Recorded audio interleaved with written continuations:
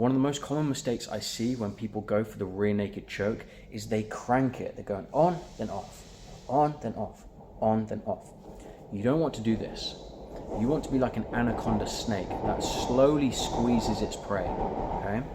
We're trying to cut off the blood supply that goes to the brain.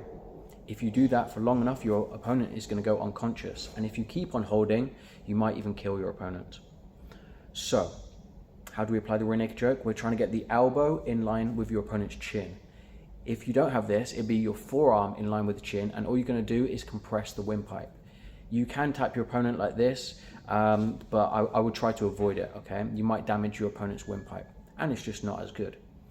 When your elbow is in line with your opponent's chin, it ensures that the bicep cuts off one artery and your forearm cuts off the other, okay? This is going to be a very tight and devastating squeeze.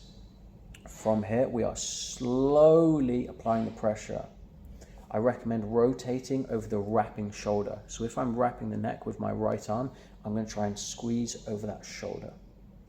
Don't place your hand on the top of your opponent's head. They're going to be able to peel it off. And one of the most common mistakes I see beginners make is they do this, okay? Your opponent can pull off this hand because it's not trapped, you see, it easily pops off like that. I want you to wrap, create a bend in your arm, grab the bicep, and then shoot this hand behind your opponent's head.